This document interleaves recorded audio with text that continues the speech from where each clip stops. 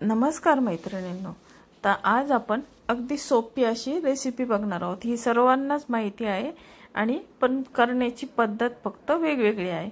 आता या ठिकाणी मी पोळ्या घेतलेल्या आहेत। आता या ठिकाणी 5-6 पोळ्या घेतलेल्या आहेत। आता याचा आपल्याला कुस्करा तयार करायचा आहे।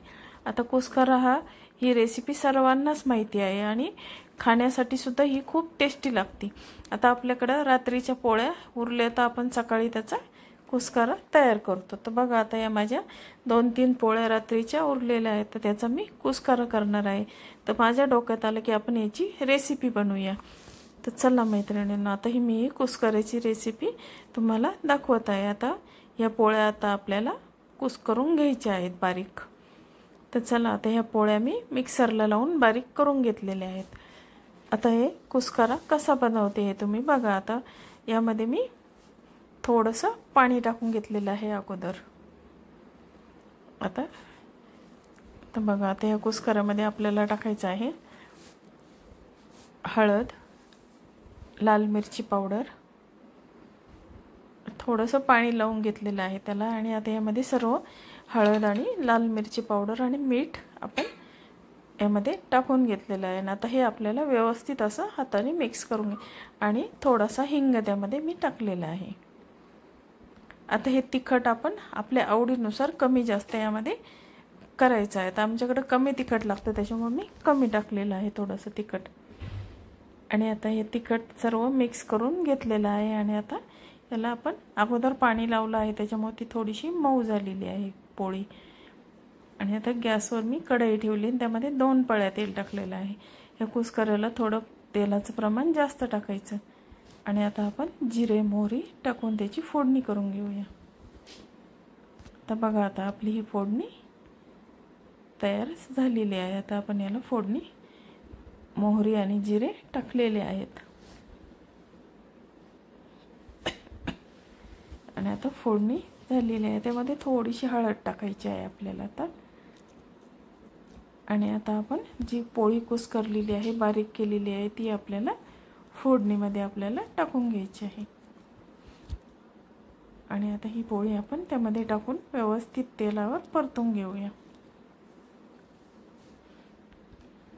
तर बघा, आता आपण ही तेलावर परतून घेऊया। आता ही फोडणीची पोळी आपण मिक्स केलेली आहे मसाला, ती त्यामध्ये आपण टाकून घेतलेले आहे। आणि आता व्यवस्थित आपण हलवून घेऊया। ते हे पूर्ण त्याला फोडणी लागेल अशा पद्धतीने आपण ते व्यवस्थित आता हा कुस्करा हलवून घ्यायचा। आणि आता यामध्ये मी अर्धा चमचा साखर टाकलेली आहे।